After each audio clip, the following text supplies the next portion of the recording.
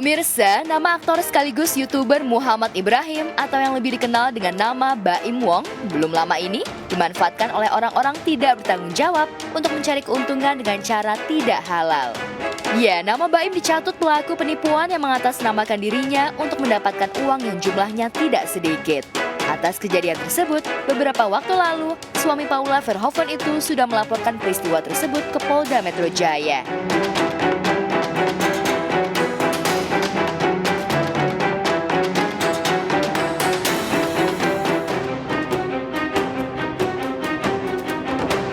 Sebagai bentuk tanggung jawab Baim Wong kepada orang-orang yang menjadi korban penipuan tersebut, ayah dua anak itu juga mengumpulkan para korban penipuan di kantornya untuk bermediasi. Para korban tersebut datang dari berbagai daerah yang ada di Indonesia, bahkan ada juga dari luar negeri dengan jumlah kerugian bervariasi, mulai dari 1,8 juta hingga yang terbesar 140 juta lebih. Saking percaya akan bujuk rayu si pelaku, banyak korban yang merelakan uang miliknya berpindah tangan hanya karena diiming-imingi hadiah yang besar. Anu juga sehat ya? Namanya siapa? Morlan, Pak. Morlan, dari mana? Dari Medan. Dari Medan. Saya perwakilan, tapi saya tinggal sini. Ibu saya yang kena di Medan. Oh, perwakilan. Bukti ada semuanya? Ketipu berapa waktu itu? Totalnya sekitar 30-an, 31. Hah? 31 juta.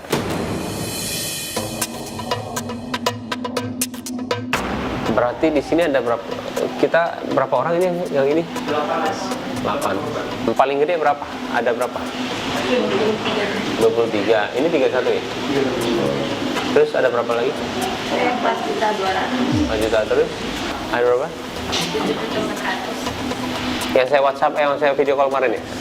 Terus jauh ya kamu ya? Sulawesi? Abang Kak Tri, ini teman kita yang ini adalah korban penipuan dari Sulawesi Tengah. Jadi buat datang ke Jakarta, Kanunin ini harus naik kapal dulu 1 hari, habis itu naik pesawat. Kanunin ini ditipu berapa sama si penipu? 7 juta lebih. Berapa? 7 juta lebih. 7 juta lebih. Itu tahun berapa Kak? Ingat nggak? Tahun 2002. 2002 ya? 2022. 2022. Ya, bulan 12. Bulan baru. Kalau Ibu berapa Bu? Total?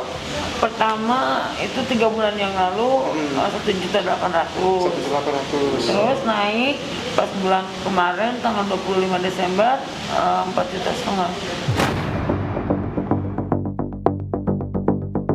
Ini yang di video call Mas Baim ya? Iya. Yang dari Bandung benar? Dari Bandung. Baresti berapa? Total kerugian? 23.480.000.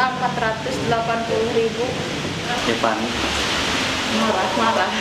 marah.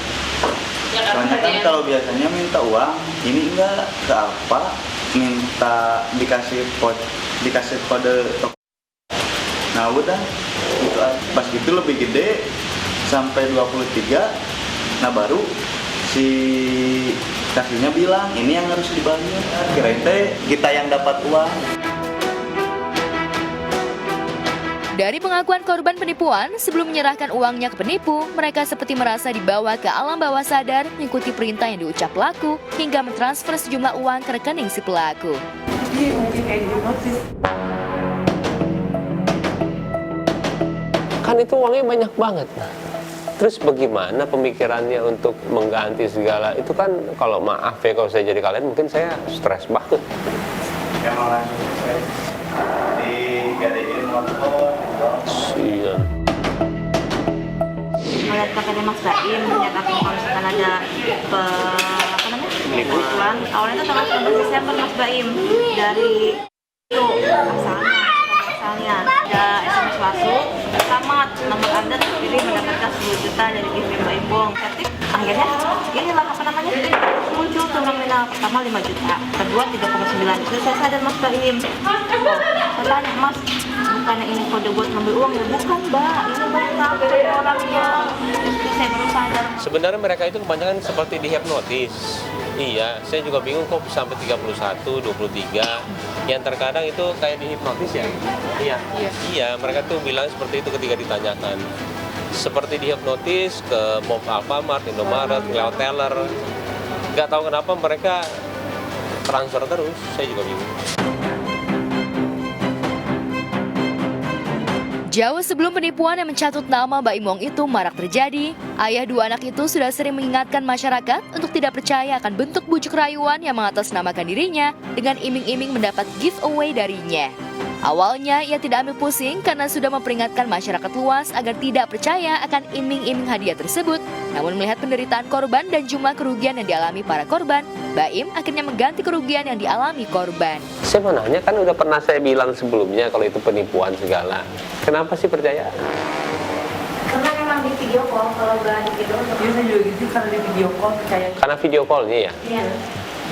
Gara-gara sama si ganteng kecil itu tuh sampai gemeteran saya pernah telepon dari Mas Baim. Angkau gara-gara video call-nya. Langsung pengen transfer aja rasanya. Ini gara-gara udah terlalu banyak, akhirnya saya kayaknya nggak bisa diem deh. Kalau ini kan kebetulan ibu saya tuh yang mengalaminya.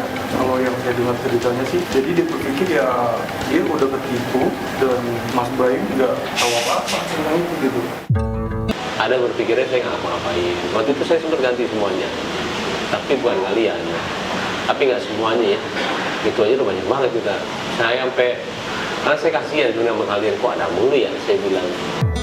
Mau berapa lama, maksudnya saya harus terus-terusan begini juga bingung juga mau gimana. Cuman kalau saya nggak ada empati ke kalian, ya sebenarnya kan saya bisa aja tutup mata. Bukan salah gue, kenapa percaya? Ayo dong dengerin ketika saya bilang itu penipuan. Tapi kan pemikiran orang lain-lain ya, apa dari video itu ada segala. Jadi kayaknya kalian percaya ketipu lagi. Tadi saya mau diem aja, tapi lama-lama kasihan, apalagi dengar cerita dia. Sampai sekarang masih bayar utang itu aja. Iya. Kalau saya nggak gerak, siapa lagi ya? Saya bilang untuk bisa mengcover mereka semua. Akhirnya saya kesini lah. Walaupun saya itu sebenarnya ya masih agak trauma sebenarnya dengan polisi. Karena ya sudahlah, saya bilang yuk kita lakuin. Paula tadinya berpikiran perlu atau tidak. Tapi karena dia mikir ketika orang-orang datang ya ke kantor dengan banyak, dia pikir iya kayaknya kamu harus deh ke polisi. Nggak ada yang bisa bela dia kecuali ya kamu. Akhirnya udah, saya seharusnya besok ke Pekanbaru. Akhirnya saya sekarang kesini. Kalau emang besok diperlukan juga saya di sini, ya saya kesini. Itu mudah-mudahan deh, mudah-mudahan beneran ini ditindaklanjutin dan saya pun mau segera ketangkep semuanya karena saya percaya polisi pasti peduli sama mereka semua. Kocok banget, iya banget. 5 tahun dan itu terus ada. Dan saya selama 3 tahun saya nggak ngapa-ngapain. Bayangin berapa banyak yang kayak mereka yang ini sih. 3 tahun saya nggak ngapa-ngapain. Baru tahun ini aja karena ada yang 140 juta itu yang tadinya saya nggak percaya. Mana sih ini buktinya, saya bilang. Kadang-kadang orang kan bohongnya datang ke tiba-tiba bukti semuanya ada. Nah setelah itu saya aware lagi dengan masalah ini. Akhirnya saya baru sekarang untuk melaporkan yang benar. Atas kejadian tersebut, beberapa waktu lalu, Baim didampingi kuasa hukumnya telah melaporkan kejadian tersebut ke Polda Metro Jaya. Dari laporan tersebut, polisi sudah menangkap 10 orang yang diduga sebagai pelaku. Namun begitu, kejadian dan korban yang menjadi penipuan masih saja terjadi dan bertambah. Tangkap orangnya, udah ada 10 orang. Nah itu saya juga gembor-gemborin, semuanya juga di berita juga ada. Cuma bingungnya kok kalian ketipu lagi. Dan orangnya juga nggak jarang untuk menipu. Pusing saya makanya. Dan selalu pakai nama saya, bingungnya. Malah kemarin saya video call ya. Jadi tukang, jadi apa kerjanya tukang seblak ya? Bener ya? Oh kamu ya? Sorry maaf. Oh kamu juga tadi video call juga ya? Sama kamu ya? Sama kamu juga ya? Ya jadi tukang seblak ya? Sorry ya. Terus uang tabungan gimana? Iya, seadanya. Terus nggak diganti uang gimana? Udah berapa tahun ini masih kita ganti aja belum lunas. Saya kan dengarnya kan, ya Allah.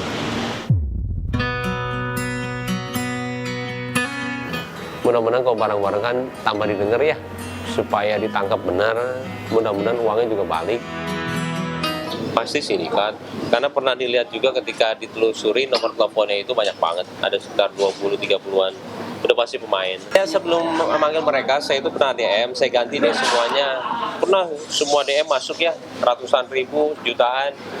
Kita gantinya lumayan ya, tapi saya nggak mau sebutin berapanya. Cuman kan kita nggak bisa menghandle semuanya. Itu yang sebenarnya saya masih mikir ya, langkahnya apa? Karena dulu juga begini, kita udah melakukan ini, udah ditangkap. Saya sampai kasih lihat tuh ya, dia mau minta ampun, saya bilang nggak mau, udah penjarain aja saya bilang. Karena saya bilang kapan jeraknya. Tapi setelah dikasih lihat semuanya gitu, tetap banyak.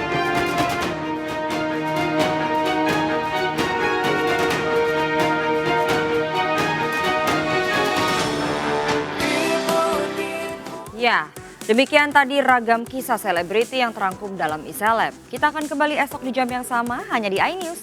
Terima kasih atas perhatiannya. Saya Indah Setiani. Let's go yang iSeleb. Bye.